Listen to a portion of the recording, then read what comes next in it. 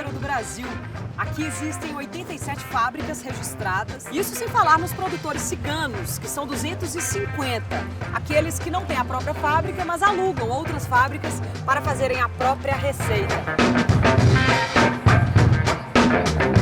E a cerveja mineira é boa? É sensacional, gente. É muito boa. A cerveja artesanal, realmente, o aroma, o sabor é diferenciado. O negócio da cerveja por aqui ainda deve crescer 19% neste ano. E assim, tem um quê a mais de mineiridade. Mineiridade, né? Já tá embolando a língua. Quantas cervejas você tomou? Algumas.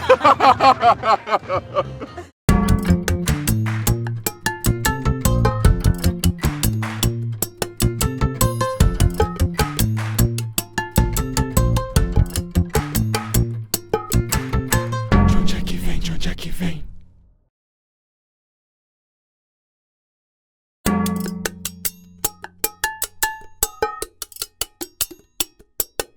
Qual que é o clima da cerveja? A cerveja, ela é uma ponte para socialização. Ela é para todas as idades, ela é popular. É uma boa desculpa para fazer amizade, puxar assunto com estranho, não é? Cerveja você faz amizade fácil. Então vamos, a gente Fácil. está aqui nessa cervejaria e atrás da câmera tá rolando um super evento, né, que é o Experimente, que tem todo mês em BH. Exatamente. Então vamos lá fazer umas amizades, vamos levar nossa cervejinha, dar uma sim, volta. vamos sim. Então vamos.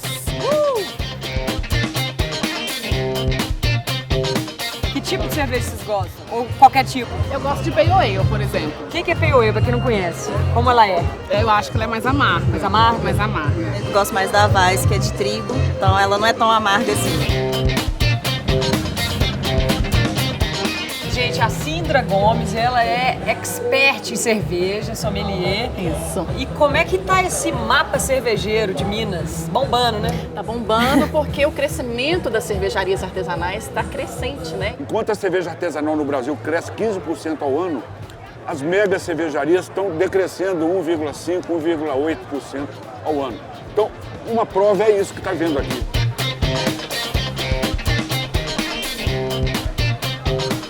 A gente inspirou muito esse movimento dos Estados Unidos, da Inglaterra também. Mas no Brasil, quase todos os estados, a gente já tem uma efervescência cervejeira, né? E em Minas Gerais, com essa gastronomia muito forte, a gente consegue ainda diversificar e criar muito mais receitas, né?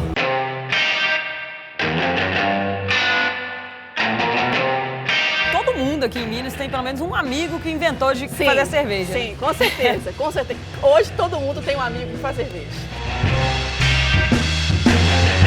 Estamos aqui cercados por Nirvana, Black Sabbath, Led Zeppelin, Beatles, Sepultura lá no fundo. Nossa ideia é cerveja rock and roll. O conceito desde o começo foi esse.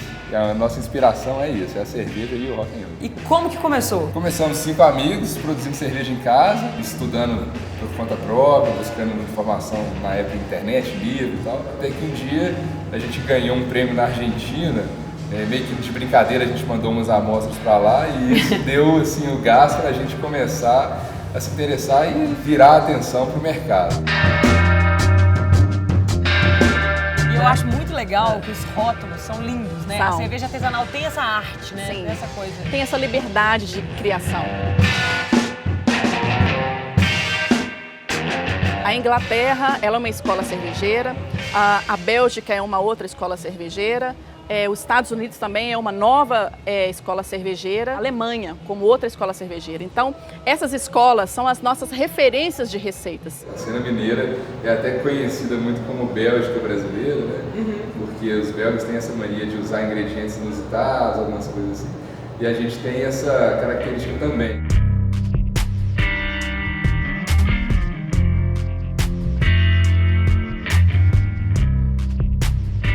Estamos na Europa, gente. Viemos até o sul da Alemanha, como vocês podem ver, só para mostrar a fabricação de cerveja. Tô brincando, que nada. Olha aqui a plaquinha da Estrada Real. Tudo aqui é mineiríssimo. E eu vou conversar com o Falcone e a Juliana, que são pioneiros na fabricação de cervejas artesanais diferentes. Que chique, hein, gente? Parece que a gente foi longe, né? Maíra, seja muito bem-vinda. Obrigada. Já tá com a cervejinha na mão? Assim. Nós construímos a nossa cervejaria no estilo enxaimel, que é muito comum na região da Franconia, no sul da Alemanha. E fizemos então uma coisa bem ambientada, que a pessoa realmente chega aqui e se sente, né, como se estivesse na Europa. Vou te mostrar um negócio que você nunca viu na sua vida. Isso aqui? Cebolinha? Cevada. Cevada? É isso aqui? Gente, isso é igual cebolinha. Cevada, trigo e aveia. Ah, mentira. Tá? A cevada Se depois você falar que era uma erva que era cidreira, ce- uma... realmente. É isso aqui, a porque cevada? é uma gramínea, né? Como é o trigo, como é o Que aveia. curioso. É quando ela cresce, até esse tamanho, ela solta uma espiga onde nascem os grãozinhos. Esses grãozinhos são malteados, ou seja, germinados, secos, e aí a gente faz a cerveja com isso. Hoje, por exemplo, Juliana está produzindo uma cerveja. Pois é, mulher também tem produzido muita cerveja, né, aqui em Minas. As mulheres estão aí na frente também, não só os homens, como as cervejeiras estão despontando aí no mercado cervejeiro. A gente quer conhecer e quer ver o passo a passo dessa produção aí. Isso, nós vamos lá. Vamos lá? conhecer. Vamos lá.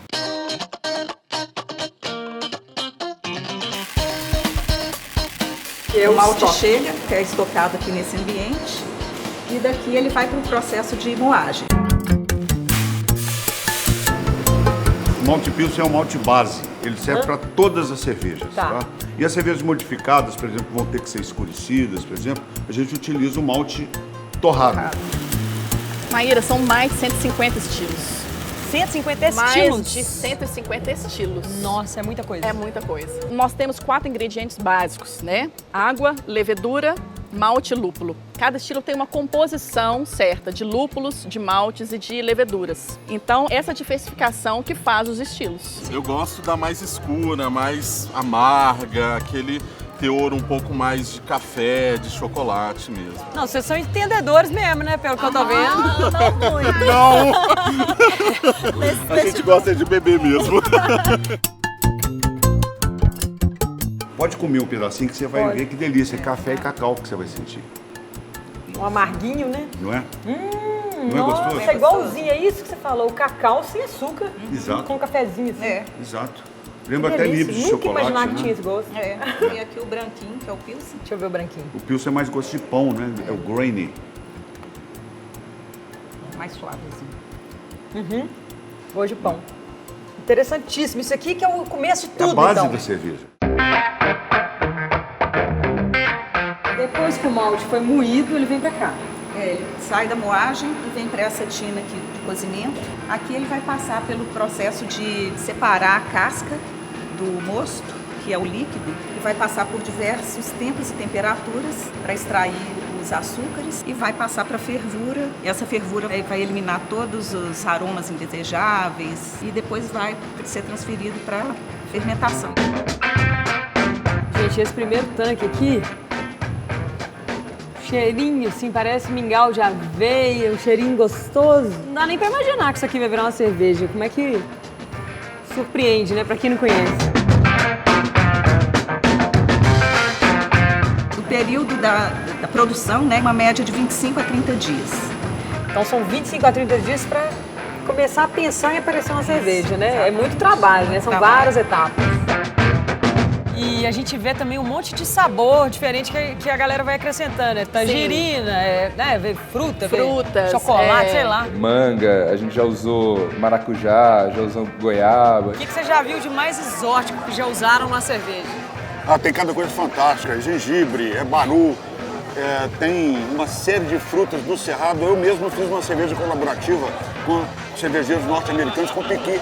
Piqui, Ficou um espetáculo. Casca de laranja, semente de coentro, cerveja com malte defumado, isso é interessante que a gente traz aquele sabor defumadão, né, do bacon, né? E aí, quando você vai degustar, você vai tentar saber de onde que veio aqueles ingredientes. A gente tenta até adivinhar, antes de saber, de ler um rótulo. Vamos tentar, então? Um brinde aqui. Brinde, saúde, beber enquanto tá gelada, né? Boa. Bom, muito saborosa. De onde é que vem? De onde é que vem?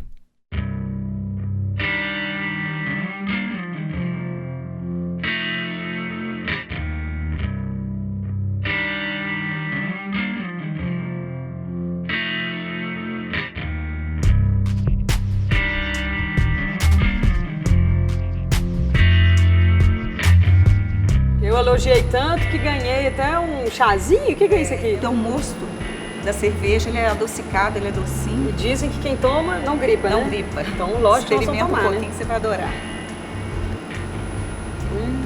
Não, é maravilhoso. Parece um chazinho assim, meio de milho, sei lá. Não dá pra acreditar que tanto açúcar vai transformar numa cerveja, né?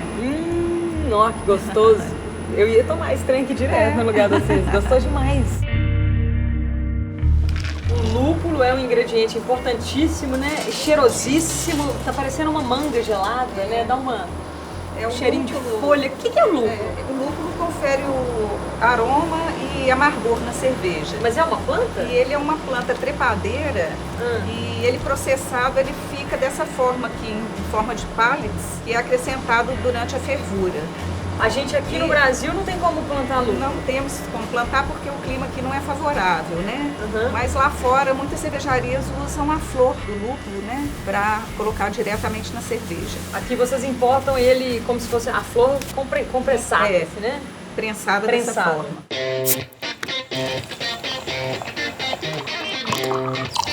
Mostra pra gente como é que o mestre cervejeiro trabalha. Primeiro é a aparência. Como é que eu vou descrever essa cerveja? Uma cerveja dourado, ouro 24 quilates. Ela é translúcida, ela é brilhante e ela traz uma espuma generosa e persistente. E aqui nós temos uma coisa chamada de renda belga. Segundo quesito é o aroma. A cerveja aqui é uma cerveja lager, eu estou percebendo nitidamente aromas de pão. Terceiro,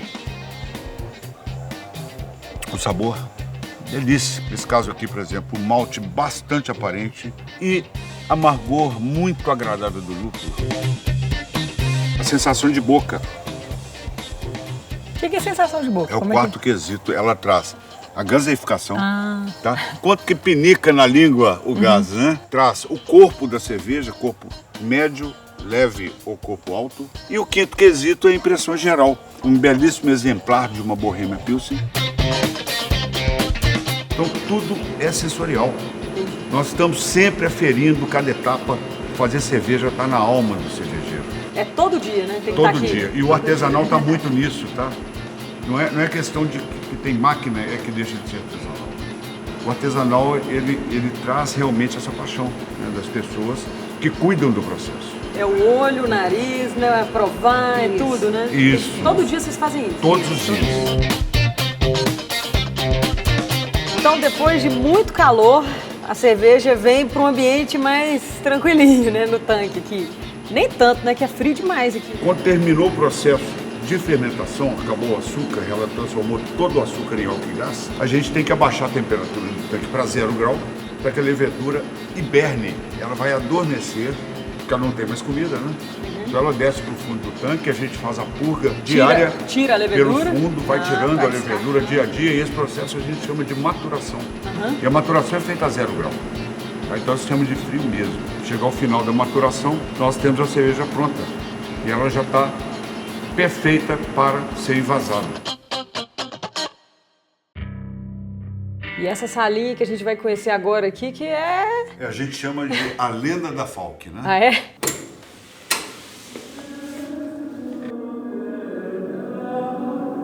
Gente, que lindo! Gente, isso é uma sensação. Nossa, é incrível! É uma sensação muito boa estar aqui dentro. E é o canto gregoriano, então? Então isso é o seguinte, o canto gregoriano, ele é uma música que não tem nem as primeiras nem as últimas notas. Então ele dá uma onda muito suave. As leveduras fazem a segunda fermentação na garrafa. Então essa vibração muda tudo. É uma cerveja que lembra um espumante. Muito melhor.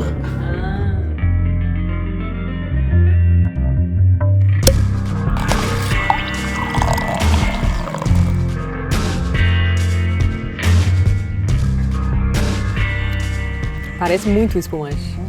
Essa aqui eu tomaria a garrafa inteira, fácil. Sem problema. Tem tanta variedade que eu não conheço, que eu tô começando a aprender agora, aí agora que eu tô entrando nesse mundo artesanal. Aí você começa a ver os gostos diferentes, os sabores, aí você entende o que é cerveja realmente. E o nosso lema é beba menos, beba melhor. Então você pode consumir essa cerveja com muito prazer, sem ter que entornar baldes e baldes.